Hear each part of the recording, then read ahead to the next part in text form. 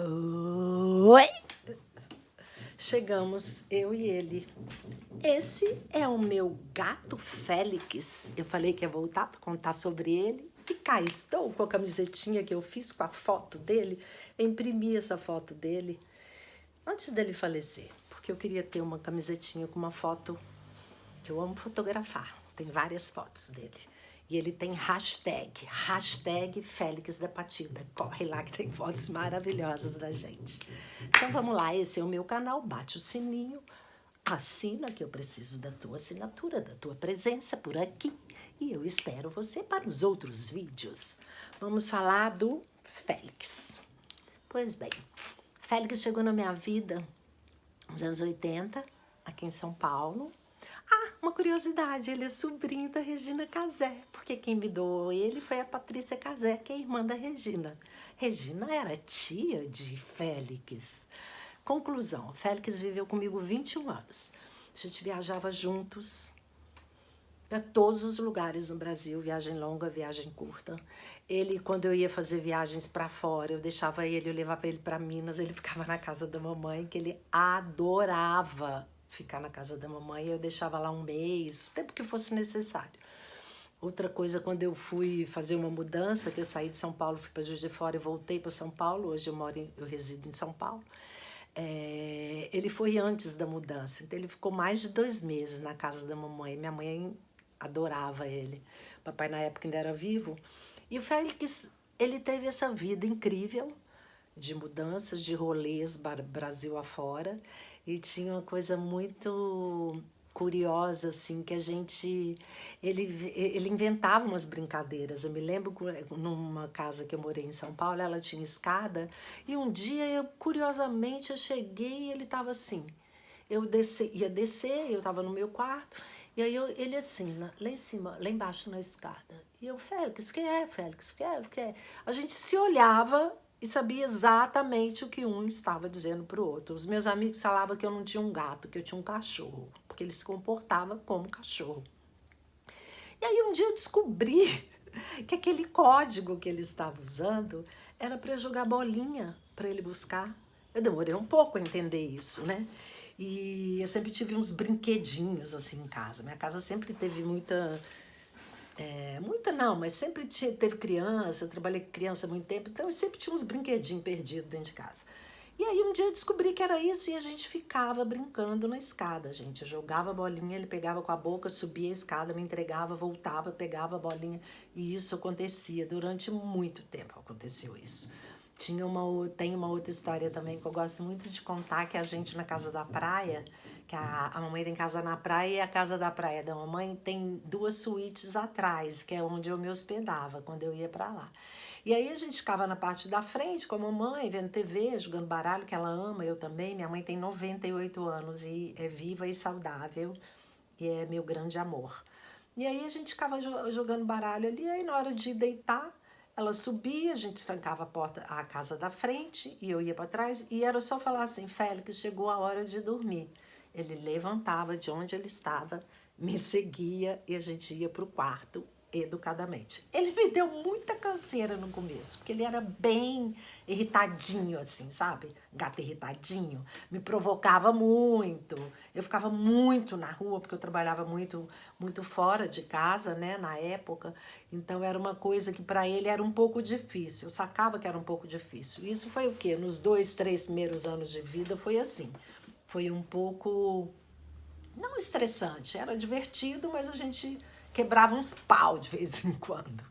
E eu viajava muito a trabalho também. E quando eu viajava a trabalho, ele ficava sozinho, porque ele tinha um comedouro que durava 2, 3 dias, sempre tinha 2, 3 areinhas e eu tinha um pátio aberto também em casa.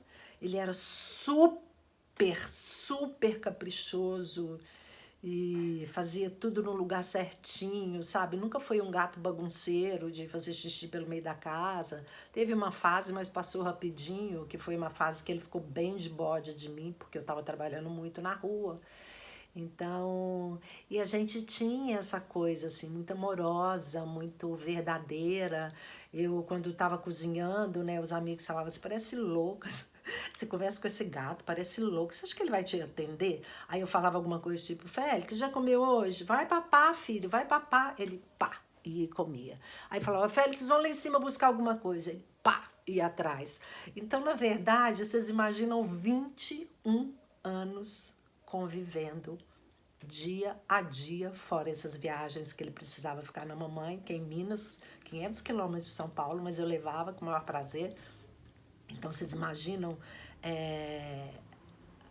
como uma cumplicidade, a gente tinha uma cumplicidade. Eu, quando me chateava ou tinha alguma gripezinha, não, alguma coisa que eu tinha que ficar de cama, ele não saía da cama, ele ficava grudado comigo, só ia comer se eu descesse. Minhas casas sempre tiveram escada, hoje em dia não. Só se eu descesse para levar ele até o comedouro, senão ele não comia, ele ficava colado na minha até o dia que eu sarasse, era muito incrível. E tem uma curiosidade que as pessoas também falam, nossa, mas que loucura isso. O Félix nunca adoeceu, ele nunca teve uma doença, ele morreu sem nunca ter tomado um remédio.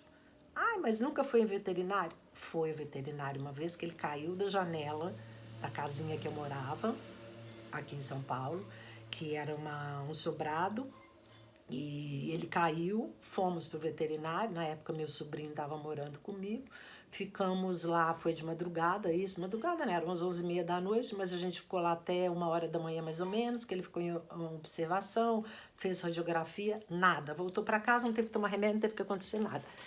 E aí, quando ele, já no retorno para São Paulo, eu morei aqui 24 anos, aí voltei para Minas, fiquei 9, depois voltei para cá e vai fazer 4 anos em outubro. Voltamos para morar, ele é paulistano, nasceu em São Paulo, voltamos para morar em São Paulo, na casa de uma amiga, e ali depois de, sei lá, depois de uns 9, 10 meses que eu estava morando na casa, ele um dia acordou e não conseguia fazer cocô. Aí eu peguei e chamei uma veterinária. Meu amigo falou, tem uma veterinária super bacana, chama ela. Chamei, na hora que eu cheguei, ela falou, tá um pouquinho com cocô preso, vamos fazer uma lavagem. E vou fazer uma lavagem nele e vou dar uma hidratada. E amanhã, se ele não evacuar, você me liga. Já deixou os pedidos de exame, não evacuou, levei para o veterinário correndo. Cheguei lá, a gente começou, ela tinha pedido um exame de urina que não chegou a ser feito. Chegou lá, a gente fizemos a ultrassonografia e constatou o câncer. Quase tive um troço. Foi muito triste, muito triste. Mas essa tristeza foi uma coisa muito louca também. Voltamos para casa, a veterinária queria continuar fazendo alguns procedimentos, eu não concordei. Falei, não, agora daqui para frente é água de coco, que eu botava na boquinha dele para hidratar todo dia. Ele foi parando de comer, comia muito pouco, porque não estava conseguindo evacuar. Ela ainda chegou a fazer uma outra lavagem que não estava adiantando. Aí conversei com uma outra amiga de Juiz de Fora, veterinária, mas com outro olhar. Ela falou, você está certíssima. Vou botar o olhinho dele aqui. Você está certíssima, não faça procedimento, não tem cura. Ele estava cheio de tumor. Foi muito louco, porque ele não tinha tido nenhum tipo de diagnóstico. A gente tinha acabado de chegar da Casa da Praia, que era bem distante de São Paulo, até eu ia para Juiz de Fora, pegava a mamãe, dava mais de 1.100 quilômetros, e ele de boa, ficamos lá uns 20 dias. E aí eu falei, não, agora vai ser amor, carinho e cumplicidade.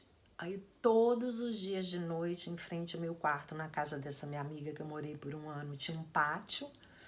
E aí eu forrava um paninho e a gente deitava lá e ele ficava sempre pertinho e eu agradecendo. Eu comecei a fazer um ritual de amor profundo com ele, que foi muito legal. Foi uma despedida super amorosa. E aí a minha dúvida era, mas eu vou conseguir saber a hora que ele vai partir? Ela falou, vai, porque vocês têm uma cumplicidade enorme. Você ama esse gato, esse gato te ama, ele vai te avisar. E aí foram 10 dias nesse ritual de amor profundo, de despedida. E realmente ele me avisou, corremos para essa clínica, que era a única clínica que ele tinha ido uma vez na vida, mas já tinha o quê? Sei lá, uns 15 anos, 12 anos, essa história que eu contei da janela. E foi lá que eu me despedi dele. E foi muito legal, porque eu levei ele no meu colo, a gente foi conversando, fui beijando ele, e até a hora da despedida ele me olhando amorosamente. E a gente se despediu e assim ele partiu. Então, assim, eu acredito muito na força do divino. E eu acredito que as pessoas e os bichinhos, assim como as pessoas, os bichinhos vão na hora que Deus chama. Então, a gente cumpriu esse ciclo que foi incrível, né? 7 vezes 3, 21. Ele faleceu com 21 anos. Ele tinha acabado de fazer 21 anos, na verdade. Então é isso. Para quem me pediu, desculpa, não lembro o nome, mas tá aqui a história do meu bichinho. Vou colar umas fotos para vocês verem. Um beijo, muito amor.